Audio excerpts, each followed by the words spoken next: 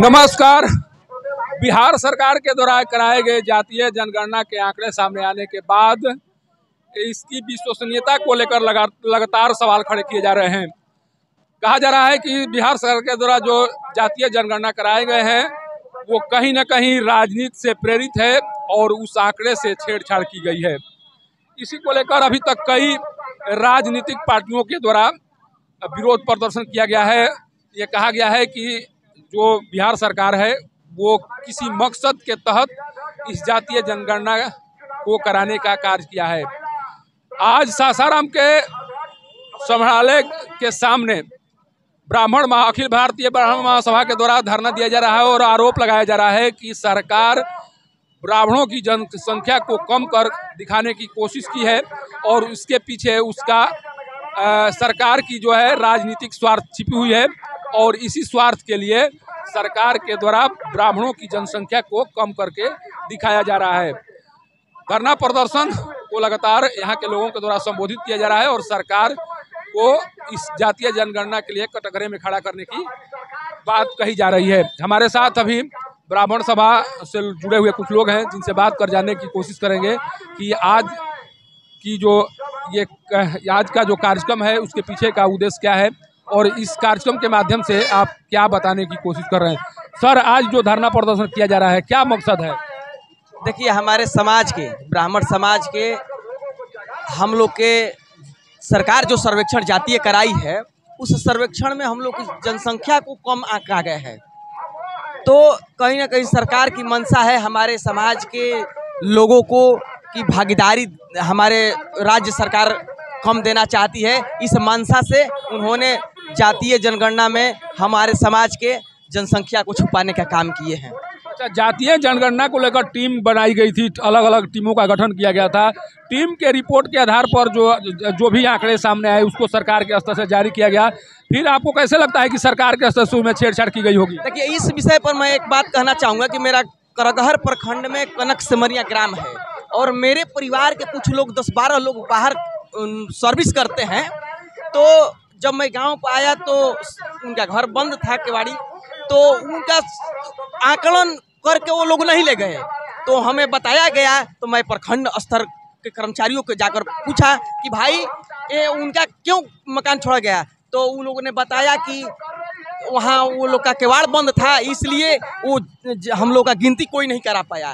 कहने का मतलब ये है कि किवाड़ बंद था तो कर्मचारी जो बहाल हुए हैं उनको एक निचले स्तर से लोगों के पास जाकर उनकी जनसंख्या को मतदाता सूची से और उनके घर में क्या संख्या है उनके आधार पर अपनी गणना करनी है। चूँकि वो सरकार उन्हें ड्यूटी दी है और उसको बाकी छोड़ दिया और मैंने उसको सुधरवाया था। तो प्रथम दृष्टया में तो हमने उसी से आकलन किया कि जब ये लोग को छोड़ दिया था तो ऐसे तो कर्मचारी इनके कहीं भी छोड़ दिए होंगे। ऐसे अंदाज से, चूँकि ये धारणा तो है हम लोग को मांग करना है, मांग कर सकते हैं, लेकिन ये पुख्ता जानकारी कि जब हमारे साथ गुजरा तो हम जानकारी हुआ कि नहीं, कहीं ना कहीं ऐसे कमियां सरकार के कर्मचारी द्वारा हुई है।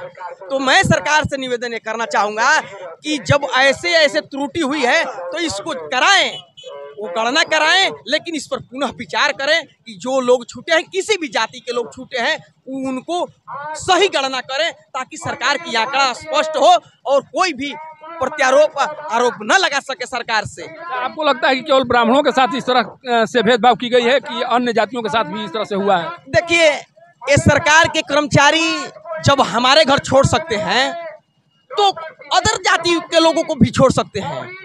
हम ये नहीं कर रहे कि किसी खास लोगों को, चूंकि जो मुख्यमंत्री पर हम लोग आरोप लगाते हैं वो समाज के भी संख्या कम है, तो ये तो रबड़ नहीं है कि बढ़ेगा। लेकिन मैं निवेदन इतना ही करूंगा कि सरकार के जो कर्मचारी हैं, शासन प्रशासन के लोग हैं, वो सही कम से कम गणना करें ताकि ये आकलन अच्छा मिले और इसका कोई प्रतिविरोध और विरोध न करे। ये कहीं भी किसी भी समाज के जाति के लोगों का हो सकता है, जो मेरे साथ हुआ था। देखिए, ये पूरी कहानी बता रहे हैं उस जनगणना के फर्जी होने के बारे में।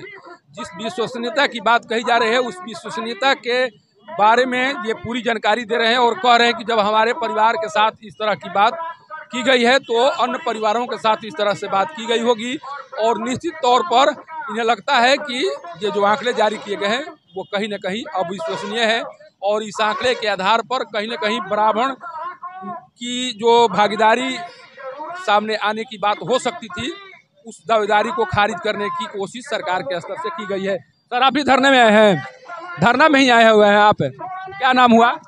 अभय कुमार त्रिपाठी। आप क्या कहेंगे जो ये हो रहा है धरना प्रदर्शन या जिस तरह से जातीय जनगणना के आंकड़े पर सवाल खड़े किए जा रहे हैं, उसको लेकर क्या कहेंगे?